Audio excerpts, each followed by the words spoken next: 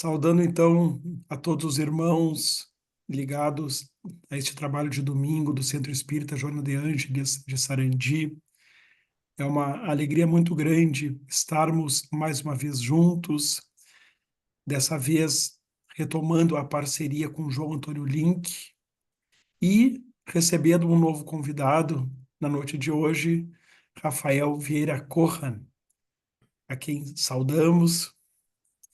Então, como em todos os trabalhos espíritas, nós iniciamos por uma prece, e é a esta prece que convidamos a todos os irmãos neste instante, que possamos fechar os nossos olhos, elevar o nosso pensamento ao alto, mentalizando a figura de Jesus, nosso amado querido Mestre, agradecendo por mais esta oportunidade de trabalho no bem, de semeadura do Evangelho, que possamos hoje, no avançar destes comentários sobre o Evangelho segundo o Espiritismo, sermos compreensíveis em levar a mensagem e que ela possa chegar aos lares de todos os que se conectarão com esse trabalho, ao vivo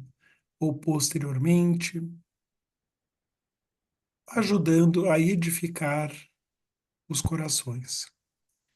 E assim, nesse espírito, agradecidos e elevados, damos por aberto este trabalho. Que assim seja. Que assim seja.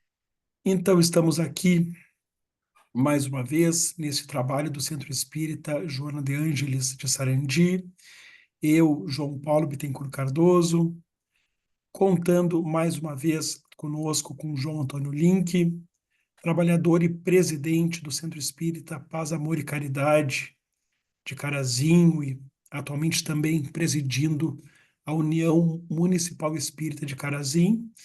E hoje, estreando conosco, Rafael Vieira Corran, também trabalhador do Centro Espírita Paz, Amor e Caridade de Carazinho. Então, nós, enfim, neste meu papel hoje, um tanto sem voz, por essas bruscas mudanças de temperatura, nesse papel de mestre de cerimônias, eu vou introduzir nosso assunto de hoje, que é a abertura do capítulo 10 do Evangelho segundo o Espiritismo, mais um dos capítulos que tem como título Bem-aventuranças do Sermão da Montanha. Bem-aventurados que são misericordiosos, a virtude da misericórdia e do perdão.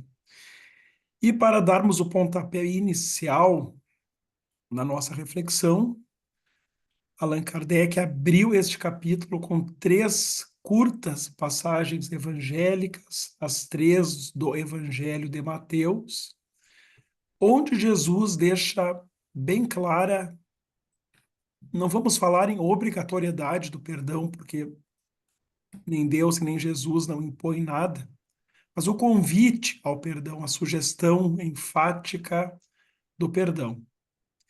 Primeiro, a própria bem-aventurança, a frase lá do Sermão da Montanha. Bem-aventurados que são misericordiosos, pois obterão a misericórdia. Em outras palavras, a necessidade de exercermos a misericórdia para poder nos habilitarmos a recebê-la. Também de Mateus, se perdoardes aos homens as faltas que cometerem contra vós, também vosso Pai Celestial vos perdoará os pecados. Mas se não perdoardes aos homens quando vos tenham ofendido, vós, o Pai Celestial, também não vos perdoará os pecados. Em outras palavras, também deixando claro que a condição de receber o perdão é se tornar capaz de perdoar. E por fim, Jesus também disse: se contra vós pecou o vosso irmão, e de fazer-lhe sentir a falta em particular a sós com ele. Se vos atender, tereis ganho o vosso irmão. Então, aproximando-se dele, disse-lhe Pedro: Senhor, quantas vezes perdoarei a meu irmão quando houver pecado contra mim? Até 7 vezes? Respondeu-lhe Jesus: Não vos digo que perdoeis até 7 vezes, mas até 70 vezes 7 vezes. Essa passagem, enfim, importantíssima não só para nos ensinar que o perdão é infinito, o número de vezes é infinito, mas também o modo de conversar com o irmão, em particular, sem expor, sem melindrar, o que São Luís, lá no finalzinho do capítulo, retoma. Não é, João Antônio? Boa noite. Boa noite, João Paulo. Boa noite, Rafael, aos amigos e irmãos aí da Sociedade Espírita Joana de Ângeles e aos amigos que acompanham também essa live dos domingos, né? É sempre bom a gente poder estar junto falando da mensagem do Evangelho, da mensagem dos Espíritos amigos, que sempre nos orientam, nos trazem conteúdos que possam nos auxiliar na nossa vivência diária. Boa noite, Rafael. Boa noite, João Paulo Cardoso, Bittencourt Cardoso. Boa noite, João Antônio Link. É uma satisfação muito grande estar com vocês aqui nessa primeira live que eu estou participando da Joana de Ângeles, né? Sociedade pela qual temos um carinho todo especial, um carinho de amor, de presença espiritual também. A gente sabe que Deus nos abençoe e nos ilumina em tudo que nós realizamos. É uma alegria muito grande nós estarmos estudando também esse capítulo 10º. Bem-aventurados aqueles que são misericordiosos, visto que a misericórdia é complemento da justiça, né? E a misericórdia, ela nos aproxima da brandura, da doçura, da mansuetude, da paciência, né? Então, a gente está muito contente de trazer essa mensagem da doutrina espírita para as nossas reflexões do dia, né? Com certeza. Então, vamos ver o que Allan Kardec, o codificador, no item 4, traz para nos instigar ao debate. Que Jesus deixou clara a necessidade do perdão. Essas 3 passagens deixam isso muito taxativo. Kardec, então, começa o seu comentário, e o Rafael, que é músico, avaliou a minha voz, disse que eu estou enfim, no grupo Você, a dos sua tenores. classificação vocal, a princípio, pelo que a gente ouve, é tenor, que Então, é a voz hoje, mais aguda masculina. hoje com essa virose, eu estou um tenor taquara rachada. Mas, a despeito dessa dificuldade, vamos lá, enchendo as cordas vocais com as palavras de Kardec. A misericórdia é o complemento da brandura, porquanto aquele que não for misericordioso não poderá ser brando e pacífico. Ela consiste no esquecimento e no perdão das ofensas. O ódio e o rancor denotam almas sem elevação nem grandeza. O esquecimento das ofensas é próprio da alma elevada, que para acima dos golpes que lhe possam desferir. Uma é sempre ansiosa, de sombria suscetibilidade e cheia de fel. A outra é calma, toda mansidão e caridade. Então, lindas as palavras do codificador Allan Kardec, muito atuais e muito necessárias neste momento em que as relações pessoais se virtualizaram, muitas relações que antes só podiam acontecer pessoalmente ou por telefone, aqueles antigos telefones, agora comunicações acontecem instantaneamente por meio dos smartphones, das mídias sociais, que são frias, são geladas. Quem por ali se comunica não consegue perceber o olhar, não consegue sentir a energia. E nessa frieza das redes sociais, às vezes ofensas acontecem, ofensas vão num crescendo, além de todas as outras coisas, enfim, que esses ambientes, muitas vezes sem controle, proporcionam, como notícias falsas, as fake news. Mas é a falta da humanidade na comunicação de um WhatsApp, de perceber da pessoa, que faz com que muitas vezes a pessoa primeiro escreva e mande a mensagem e depois pense, e isso gere mágoa, isso gere machucado, isso gere ofensa. Então, a necessidade do perdão como autoterapia e aloterapia nunca esteve mais presente do que agora. Não é? Quem é que gostaria de atender a esta provocação e começar esse debate? Eu acho que eu vou entrar no debate agora. Eu acho muito interessante. Eu sou um amante das tecnologias, embora eu não seja uma pessoa altamente informada sobre essas questões, mas eu vejo a necessidade que nós temos hoje de nos aproximar uns dos outros. Essas dificuldades que acontecem no nosso caminho, essas dificuldades que acontecem em nossa caminhada, elas dizem respeito aos nossos processos de vida, aos nossos processos de atualização. Na medida que a gente vai passando o tempo, na medida que a gente vai crescendo, a gente vai se atualizando, a gente vai se desenvolvendo como uma planta. Dentro desse aspecto, naturalmente, acontecem coisas, conforme o João Paulo falou, assim, que dizem respeito aos nossos processos de vida, né? Eu acho que essa necessidade do perdão, essa é uma necessidade de compreensão da atividade do outro, de como o outro interage com a vida, de como o outro interage com a existência. E eu vejo as tecnologias como um serviço, um algo que está a serviço do crescimento, um algo que está a serviço de Deus, né? Eu vejo com muito bons olhos a ideia das tecnologias, mas necessariamente também a necessidade do perdão, da misericórdia, da compaixão, mas sobretudo da indulgência e da paciência. Quando a gente comete os pequenos equívocos, né, nos WhatsApps da vida, no Zoom, de repente também, né, na plataforma Google Meet também. Então, eu vejo como uma oportunidade de aproximação do outro, de crescimento e de evolução, de novos enlaces espirituais para os propósitos de crescimento. João Antônio, Começar falando dessa proposta que a gente tem na doutrina espírita, que nos fala que no processo de análise das nossas ações, né, então as leis divinas têm o processo da justiça, né, estabelecer as regras, as normas, os deveres, os direitos, mas que as leis divinas têm a questão da misericórdia, né? Então, tratar essa questão dos comportamentos, das ações das pessoas, né? Tratar da forma, vamos dizer assim, evangélica para nós, de uma forma que sejam aquilo que as leis divinas nos orientam na questão de lidar.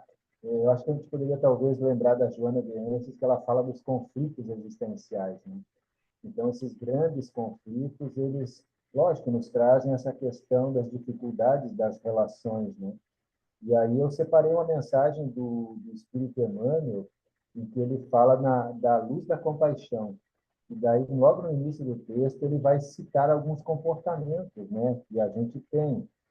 Algumas pessoas que pisam nas nossas esperanças, outras que nos ironizam, outras que nos perturbam, outras que nos perseguem, as pessoas que usam de crueldade, de sarcasmo, nas dificuldades, né, todas, e que a recomendação, então, que ele vai nos trazer é para a gente se compadecer e amparar sempre essas pessoas, né? E ele vai dizer no finalzinho do texto assim: todos somos alunos do educandário da vida e todos somos suscetíveis de queda moral no erro. Usa, pois, a misericórdia com os outros e acharás nos outros a misericórdia para contigo. Né? Então, nessa ideia também que nesse texto a gente talvez possa trabalhar a lei de causa e efeito, né? Então, aquilo que a gente faz, né, a gente tem um retorno, e a gente sabendo disso, a gente possa, então, trabalhar as nossas emoções e a gente responder de acordo com a forma mais melhor possível, né? Que a gente saiba lidar bem com os nossos conflitos, né? Acho interessante também, enquanto estudante desse tema, também a gente pegou um texto do livro As Leis Morais, do Rodolfo Caligares. Ele trabalha a pena de talião, né? E aí ele começa o texto abordando essa questão da justiça e da misericórdia, que à primeira vista parecem ser antagônicas, né? E aí ele trabalha com essa noção, essa ideia de que muitos não compreendem como é que possa Deus exercê-las, a justiça e a misericórdia, sem que uma seja prevalecida, sendo que outra prevaleça, né? E aí ele trabalha que todas as qualidades divinas, elas são filhas do amor. Então esse sentimento sublime se encontra no meio de todas, né? Ele também trabalha com a ideia de que todos os missionários que vieram na Terra em algum período da humanidade trabalham com a lei de Talião, ou seja, olho por olho, dente por dente. Mas como Jesus adaptou, falando para Simão Pedro, né? Quem com a espada fere, com a espada será ferido. A ideia, então, dessa retomada da justiça divina, ela é complementada com o amor, né? O amor que cobre a multidão de pecados, né? A ideia de você ter o direito de desforra na proporção da ofensa recebida já é uma moderação, né? E aqui ele fala também que o Cristo surgindo entre nós, quando era chegado o momento dos nós, os terrenos, dar início a uma fase mais avançada, ele trouxe aquela informação: amai vossos inimigos, fazei bem aos que vos têm ódio e orai pelos que vos perseguem e caluniam. Então, dentro desse aspecto, a gente vê que a pena de talião, ela é trabalhada com amor.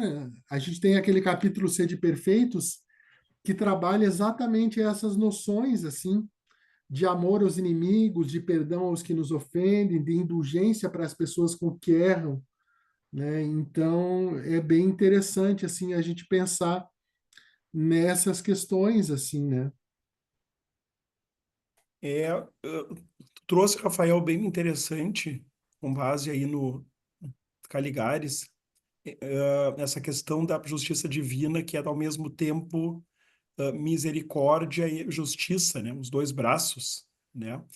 E no braço justiça nós temos aí a lei de causa e efeito, pela qual nós sempre vamos ter que encarar as consequências das nossas escolhas.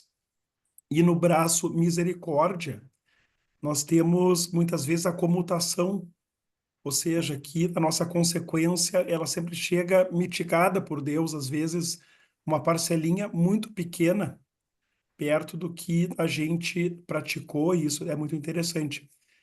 Mas eu pensei também, porque veja que Kardec diz aqui, comentando essa última passagem lá de Jesus, de Mateus. Jesus nos ensina que a misericórdia não deve ter limites, quando diz que cada um perdoe ao seu irmão, não 7 vezes, mas 70 vezes 7 vezes.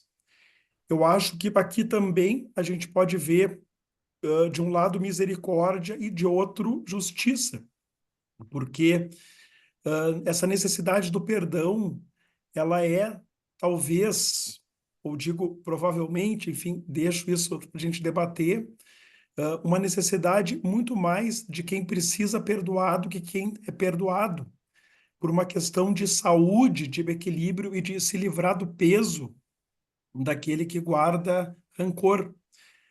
Porque, na verdade, nós temos aqui também o braço justiça, na medida em que nós estamos vivendo um momento histórico de avanço e de consolidação dos direitos humanos.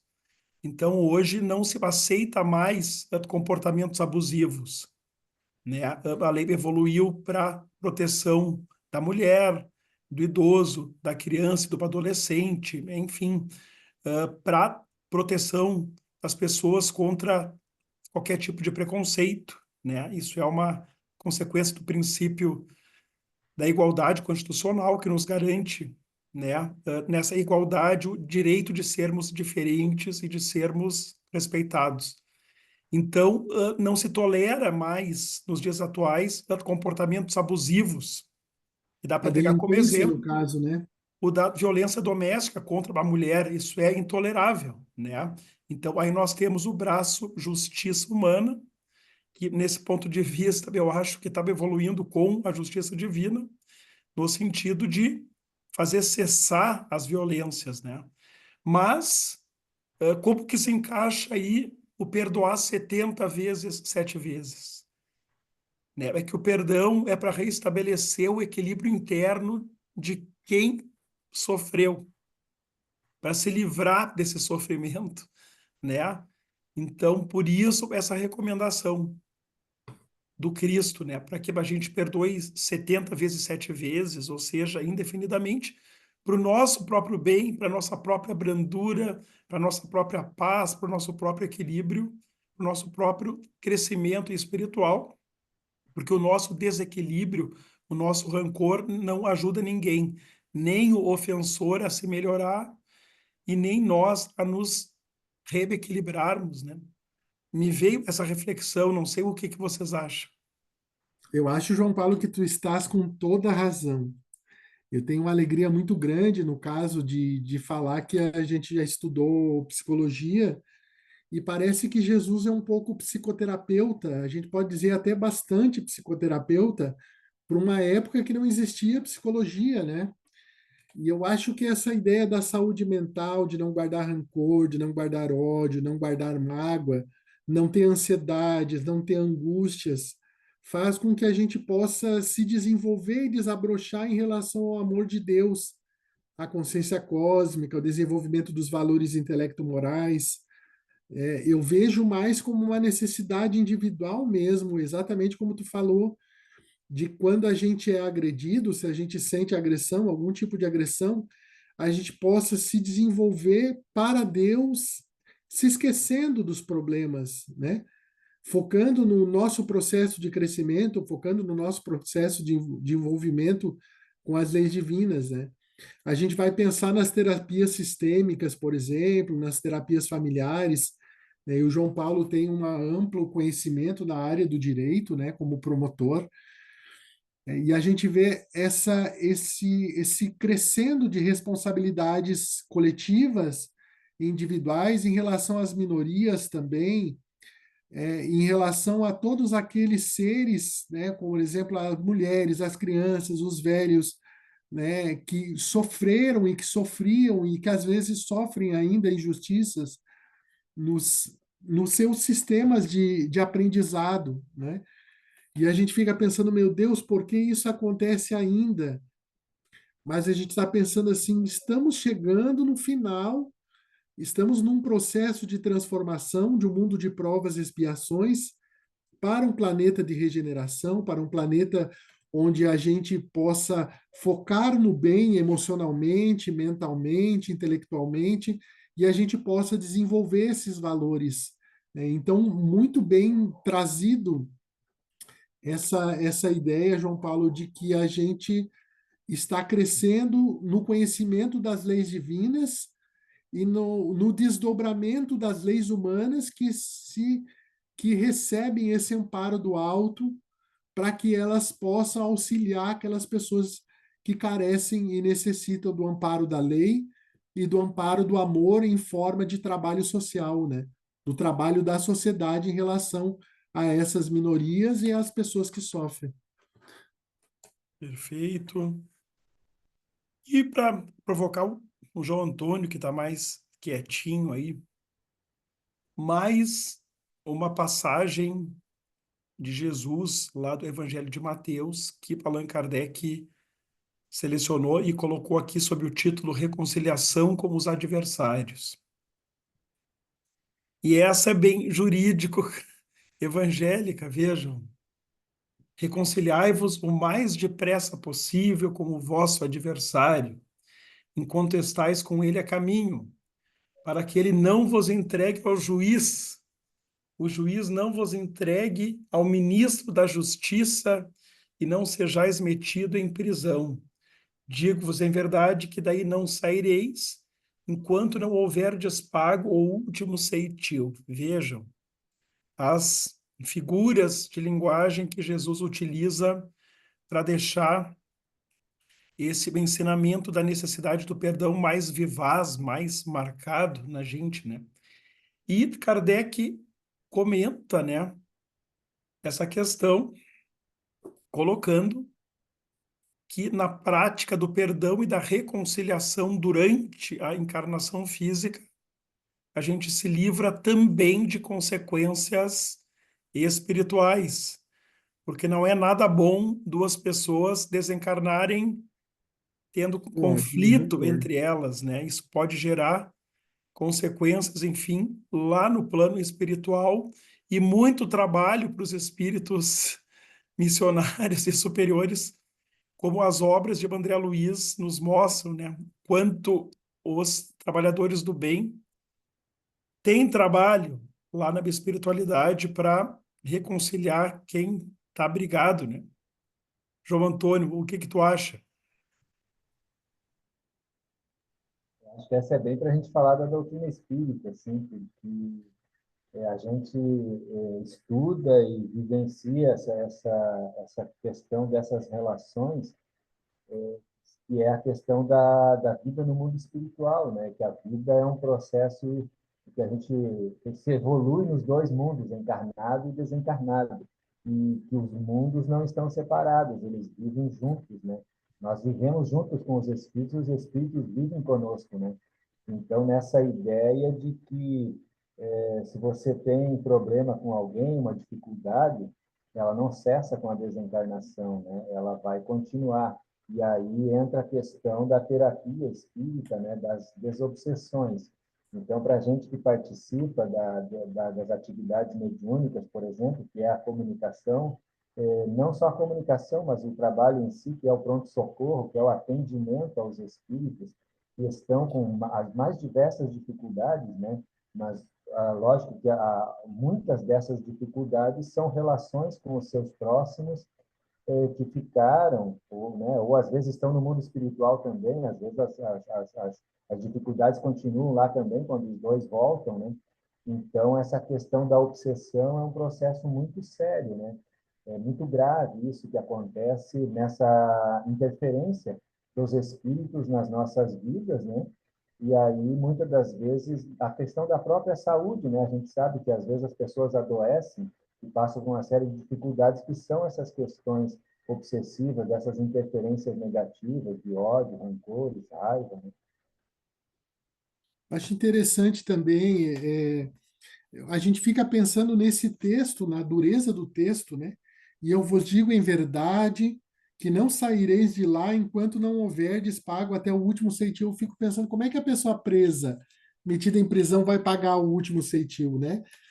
E aí tem um livro que eu conheci através do João Antônio, que conheceu através do João Paulo Bittencourt Cardoso, que é esse livro aqui, um livro roteiro sistematizado para o estudo do Evangelho. E aí tem uma questão exatamente sobre essa ideia de pagar até o último ceitil, né? Ele pergunta assim, os coordenadores do projeto perguntam, como interpretar a frase digo-vos em verdade que daí não saireis enquanto não houverdes pago o último ceitil? E aí a resposta é que nós seremos libertados da prisão que nós mesmos criamos pelo orgulho e pela vaidade, quando houvermos perdoado nosso inimigo e reparado todos os males que lhe causamos. Então a gente tem aquela ideia que Allan Kardec trouxe de uma forma brilhante também, extraordinária, falando sobre os processos do arrependimento, da expiação e da reparação. Claro que no campo da misericórdia, nós vamos vivenciar muitas vezes oportunidades em que a gente não vai precisar expiar e nem se arrepender, a gente já entra direto na reparação. Então, no momento de transição planetária, ainda muitas vezes o arrependimento é necessário e a expiação acontece nesse sofrimento. Essa prisão são as cadeias da alma, são as cadeias da mente que muitas vezes fazem com que nós nos vinculemos uns aos outros em processos enfermiços e não saudáveis de crescimento, né?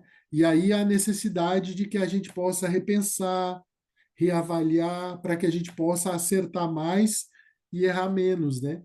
E aí eles trazem mais uma informação também aqui, que a justiça divina estabelece que toda falta seja reparada, Portanto, só estaremos realmente livres quanto menor a dívida contraída para com o próximo for resgatada. Então, essa é a ideia do resgate, né? Quando a gente entra em algum processo no banco divino, numa conta negativa, por exemplo, a gente tem a necessidade de saldar esses débitos.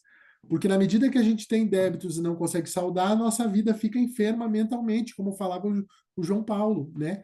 A ideia da saúde mental, a ideia da saúde moral, a ideia da saúde ética, essa ideia de que a gente pode conseguir colocar as nossas dívidas e parcelá-las pouco a pouco. Eu, por exemplo, estou num caso que eu estou pagando meu FIES agora, né? Então, assim, eu não terminei a faculdade e aí eu tive que optar, ou eu pago o FIES ou eu continuo estudando. Eu falei, não, eu não aguento mais psiquicamente pensar que eu estou devendo para o governo. Então, é o governo, né? É o ser que nos tutela, o ser que nos mantém, né? E aí a gente tem o governo divino também, né? E a gente tem a ideia também do banco divino, do banco de horas, que na verdade Emmanuel trabalha com a ideia de que a gente tem um cheque em branco todos os dias para fazer com o nosso tempo o que nós quisermos fazer.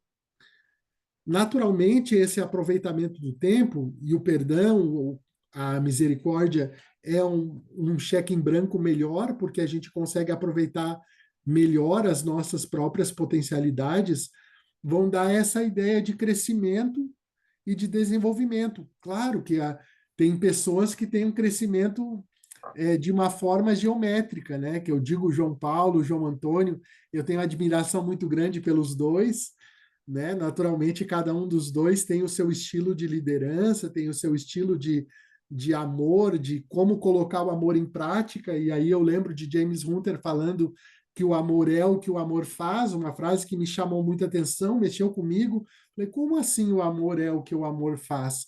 O amor não é a afetividade, o amor não é o sentimento, mas ele fala também desse amor que se pratica, desse amor que se transforma em caridade, do amor que se transforma em ação.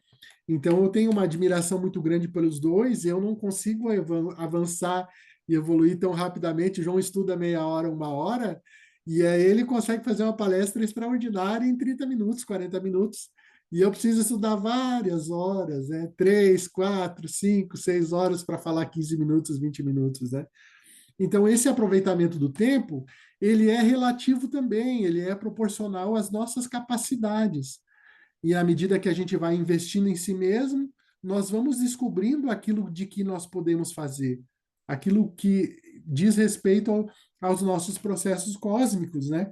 E os nossos processos individuais, naturalmente, também, né? E é o que Kardec traz, né? Enfim, nos comentários, mas Rafael, eu qualifico como, pelo menos com relação a mim, no mínimo, uma bondade tua, né? Porque, na verdade, todos nós estamos no mesmo patamar, né, cara? Remando aí contra as dificuldades externas e internas, né? Para tentar fazer uma coisa um pouquinho melhor aí à medida que os anos passam, né? Então, os comentários de Kardec são exatamente nesse sentido, né? Desse fenômeno da obsessão, que, aliás, é sempre que eu falo essa palavra, né? Mas aqui Kardec diz, ó, nesse fato, ou seja, de se desencarnar sem perdoar, reside a causa da maioria dos casos de obsessão, sobretudo os que apresentam certa gravidade, quais os de subjugação e possessão, né? São palavras pesadas, mas sempre que se fala nisso, né? Principalmente numa palestra, numa live, assim, para o grande público, a gente sempre tem que dizer que não é para a gente ter medo disso, né? Que não adianta nada para a gente deixar para trás outras religiões que tínhamos medo do diabo, que o Espiritismo explica que não existe, para trocarmos o medo do diabo pelo medo do obsessor. Não é por aí, né? Na verdade, são fenômenos naturais, até talvez muito mais comuns de encarnado para encarnado dentro da mesma família, né? quando certas relações assim de influência mútua não são muito positivas. Então, o que a doutrina espírita nos convida é para conhecermos o fenômeno, para irmos aprendendo a nos precaver, né? Buscar os remédios, como, por exemplo, tudo o que a doutrina espírita e os centros espíritas nos possibilitam, né? A palestra, o passe, A enfim, oração. a oração, a prece em casa, em qualquer lugar, de qualquer maneira, não tem receita certa, né? Enfim. E a conclusão de Kardec, né? De quando a gente consegue se perdoar, né? É bem legal. Ele termina o seu texto dizendo assim: por essa forma, né? Ou seja, pelo perdão, de um inimigo encaniçado neste mundo se pode fazer um amigo no outro. Pelo menos o que assim procede, ou seja, o que perdoa, se o outro não quiser, mas se eu perdoo, esse que perdoa põe do seu lado o bom direito e Deus não consente que aquele que perdoou sofra qualquer vingança, né? Então é bem interessante o quanto vale a pena perdoar. Não só porque quando nós perdoamos, a gente tira um peso, um fardo das costas, né? Às vezes a outra pessoa está lá tocando a vida, nem se lembra mais da gente, e nós ainda, quando lembramos daquilo, vem aquela coisa negativa dentro, né? Aquela sensação ruim, e o outro nem se lembra da gente. Então, quando a gente perdoa, somos nós que nos libertamos, que tiramos o peso. E Kardec está comentando aqui os grandes efeitos que isso traz do ponto de vista espiritual também, seja enquanto ainda encarnados, seja depois lá no plano espiritual. Mas, Rafael, tu tá vendo nessa tua primeira live como o tempo passa rápido, né? O tempo Passa passa, o rápido, tempo tempo, é. voa, e o Bamerindos faliu. Então, ou fechou a poupança. O Fechou. Bamerindos não continua numa boa por esse motivo. Não, continua numa boa, é. Então, nós vamos nos encaminhando aqui para o fechamento da nossa live, para a nossa conclusão, né? Eu acho que nós conseguimos ir bem aí no que nós nos propusemos. O capítulo 10 ele vai render algumas lives, tem muito conteúdo aqui. E essa é somente a primeira, da abertura do capítulo 10. Então, da minha parte, muito obrigado, né? E eu passo para o João Antônio, enfim, pode ler mais algum pedaço, se tiver trazido, o comentário que tiver, e depois passa para o Rafael fazer os seus e já encerrar com a prece. Pode ser, João? Tranquilo? Enquanto vocês estavam aí falando, eu encontrei um pequeno trecho aqui, eu vou ler da mensagem do Emmanuel. Ele colocou o título Vantagens do Perdão. E é mais ou menos nisso que vocês estavam comentando. Lógico que aqui ele fala com outras palavras, mas é dentro da mesma ideia. Quantos perdoam golpes, injúrias, agravos e perseguições, apagam incêndios de ódio ou extinguem focos de delinquência no próprio nascedor, comparando legiões de criaturas contra o desequilíbrio e resguardando-se a si mesmo contra a influência das trevas. Perdão pode ser comparado à luz que o ofendido acende no caminho do ofensor. Por isso mesmo, perdoar em qualquer situação será sempre colaborar na vitória do amor em apoio da nossa própria libertação para a vida imperecível. Emmanuel. Acho que nos traz essa ideia final dessa proposta, né, de que a gente estamos vivendo juntos, né, e precisamos da proposta da fraternidade, da solidariedade, da convivência pacífica, né, e a gente possa auxiliar uns aos outros utilizando a luz do Evangelho de Jesus que clareia os nossos caminhos sempre. Né?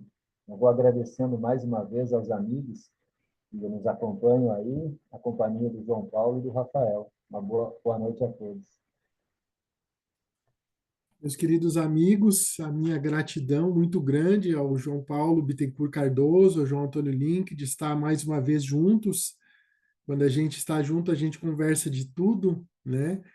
proposta espírita, o João Paulo toca piano também, então a gente fala sobre repertório, fala com o João Antônio sobre as possibilidades de crescimento e avanço. João Antônio é meu padrasto, então a gente tem uma convivência muito estreita também.